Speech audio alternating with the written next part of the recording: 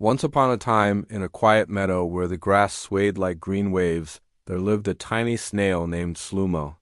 His shell was shiny like a polished pebble, and he always left a glistening trail wherever he went. Sloomo was incredibly slow, so slow that a single journey across a leaf could take half a day. Because of this, the other animals didn't take him seriously. They would sprint past him, barely noticing he existed. The rabbits held races. The squirrels leaped from tree to tree.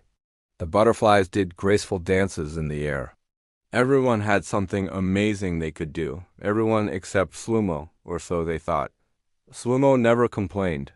He was patient, thoughtful, and always paid attention. While others rushed around, he noticed things, tiny cracks in stones, hidden paths, and patterns in the wind. But no one ever cared about what a snail observed. One peaceful morning, a thunderous rumble echoed through the meadow. Birds scattered. Groundhogs ducked into holes. When the dust settled, the animals saw the disaster. A giant boulder had rolled down from the hill and blocked the entrance to the ants' enormous underground food tunnels. These tunnels stored nuts, seeds, and leaves collected for the upcoming winter, a treasure that fed the meadow through cold months. Panic exploded instantly. "We'll starve!" shouted the ants. "Winter is only weeks away," cried the squirrels. "Someone move it," commanded the rabbit leader, thumping his foot. The strongest animals pushed. The horses strained with ropes made of vines. The badgers dug around the boulder, but it was too massive, too heavy, and too wedged into the earth. Nothing worked. Arguments broke out. Accusations flew. Everyone talked, but no one listened. In the middle of the noise, Sloomo quietly made his way toward the boulder. It took him nearly an hour, but he wasn't rushing. He examined every inch of the stone.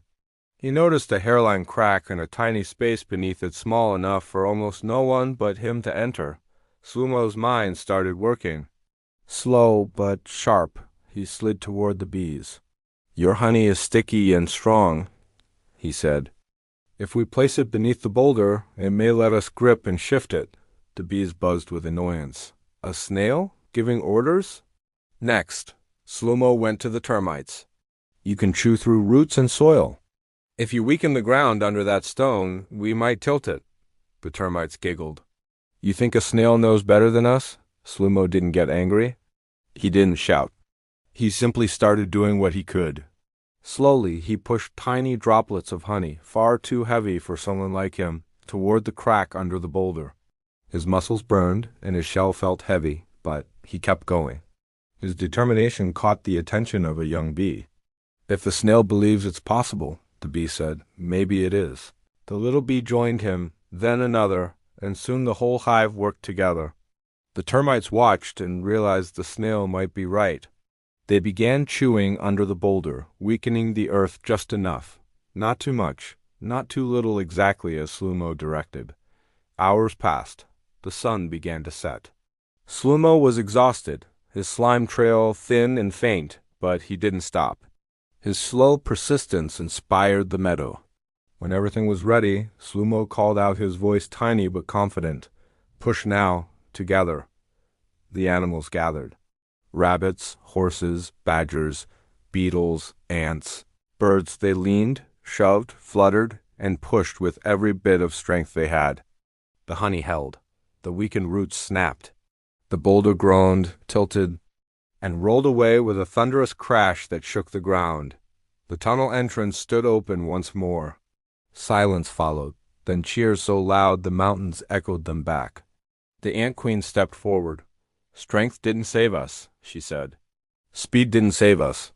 Bravery didn't save us. A snail did because he saw what others didn't and never gave up." The animals lifted Sloomo carefully, of course onto a leaf throne. He blushed, unsure what to do. He hadn't wanted praise. He just wanted to help. From that day on, Sloomo was no longer ignored. The animals came to him when they faced problems requiring patience, thought, or observation. They learned something important. Heroes are not always big. Heroes are not always fast. Heroes do not always roar, race, or fly. Sometimes a hero is someone who moves slowly, thinks deeply, and refuses to quit like Sloomo, the snail who saved the meadow one tiny inch at a time. And every winter afterward, the meadow told his story, reminding each new generation. Never underestimate the quiet ones, because even the slowest snail can change everything.